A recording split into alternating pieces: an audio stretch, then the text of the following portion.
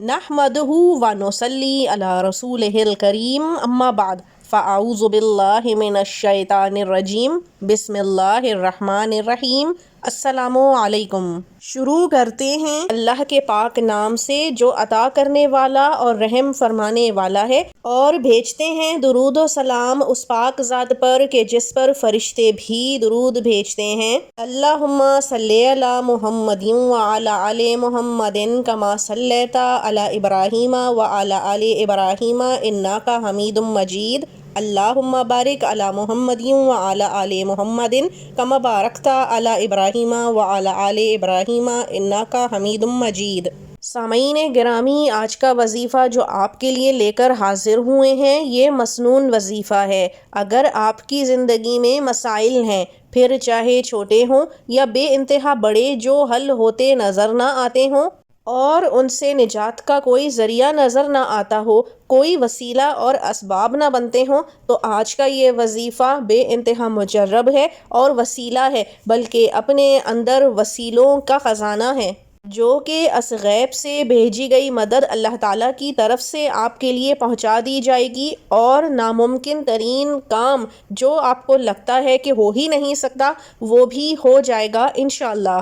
اس وظیفے کی طاقت یہ ہے کہ لا علاج مرض، پھر چاہے کینسر، ہیپیٹائٹس، ڈائبٹیز یا کوئی بھی بڑے سے بڑی بیماری ہو، وہ اس وظیفے سے رفع دفع ہو جاتی ہے، اللہ تعالیٰ کا کرم نازل ہو جاتا ہے۔ ایسے ایسے معجزات ہوتے لوگوں نے دیکھے ہیں کہ خود عقل دنگ اور حیران ہو جاتی ہے۔ یوں تو اللہ تعالیٰ کا نام ہو یا کلام، ہر لفظ میں برکتوں کے خزانے موجود ہیں، بس پڑھنے والا اور اللہ تعالیٰ کی طرف رجوع کرنے والا ہونا چاہیے۔ سامعین گرامی، ہمیشہ کی طرح آج بھی آپ سے یہی کہیں گے کہ 5 وقت کی نماز ضرور قائم کیجیے، کیونکہ نماز فرض کی گئی ہے اور اس کا چھوڑنا یا ترک کرنا غضب الہی کو دعوت دینا ہے۔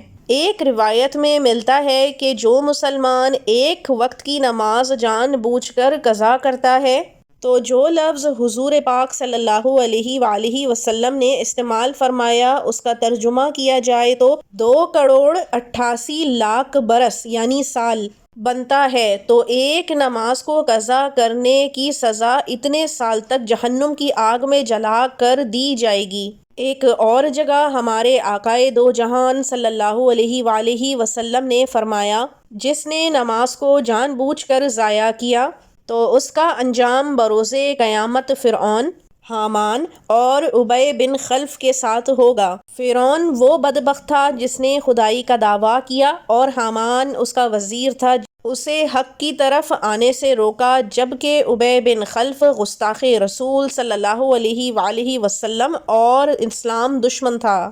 تو یہیں سے اندازہ لگا لیجئے کہ کن لوگوں کے ساتھ نماز چھوڑنے کی سزا کی وعید سنائی جا رہی ہے۔ لہٰذا نماز قائم کیجئے، اور یقین جانیے کسی بھی وظیفے یا دعا کو کرنے کے لیے اگر کوئی پہلی سیڑھی ہے تو وہ نماز ہے۔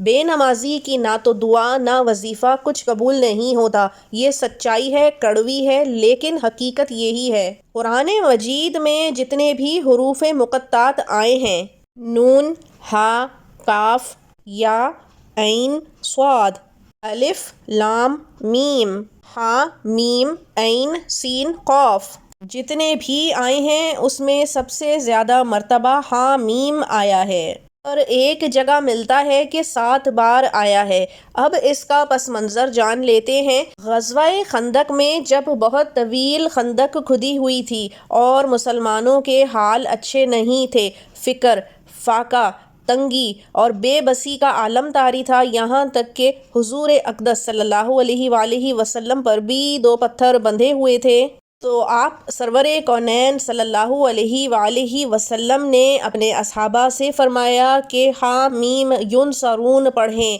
تاکہ مشکل آسانی میں بدل جائے۔ تو اگر آپ کی زندگی میں بھی ایسے مسائل، تکالیف، رنج و غم، بے بسی، بے کسی، ناکامیاں ہی ہیں، اور لاکھ کوشش کے باوجود بھی زندگی کا بس آخر ہو چکا ہے، تکلیفوں کا آخر ہو چکا ہے، تو یقین جانیے آج کا یہ وظیفہ آپ کی زندگی کو بدل کر رکھ دے گا۔ اور آپ کی زندگی میں جس قسم کی بھی تکلیف پریشانی ہوگی وہ ختم ہو جائے گی، جو حاجت آپ مانگیں گے پوری ہو جائے گی، جو خواہش کریں گے اللہ تعالیٰ نواز دے گا۔ یہاں تک کہ اگر آپ اس کو اپنی زندگی کا معمول بنا لیتے ہیں تو بن مانگے ہی اللہ تعالیٰ دلوں کا حال جاننے والا ہے، آپ کو ویسے ہی نواز دے گا۔ سبحان اللہ، انسان کو اور کیا ہی چاہیے سوائے اس کے کہ وہ اپنے دل میں سوچے اور رب تعالیٰ اس کے دل میں جھانک کر اس کی مراد کو پورا فرما دے۔ کرنا آپ نے یہ ہے کہ دن میں کسی بھی وقت آپ کو باوضو ہونا ہے، قبلہ رخ ہو کر بیٹھ جانا ہے، اول و آخر 11 مرتبہ درود ابراہیمی پڑھنا ہے، اور اس کے بعد 512 مرتبہ حامیم لا ینصرون پڑھ لینا ہے، اور پھر دعا مانگ لینی ہے۔ یقین جانیے زندگی کا بڑے سے بڑا پہاڑ جیسا یا چھوٹے سے چھوٹا چوٹی جیسا معاملہ آپ کا جو ہوگا وہ حل ہو جائے گا انشاءاللہ۔ امید کرتے ہیں کہ اللہ تعالیٰ آپ کو اس وظیفے کے بھرپور فضائل عطا فرمائے جیسے باقی بے شمار لوگوں کو عطا فرمائے، آمین۔ اب اجازت دیجیے، وآخر الدعوانا ان الحمد للہ رب العالمین۔ اللہ حافظ۔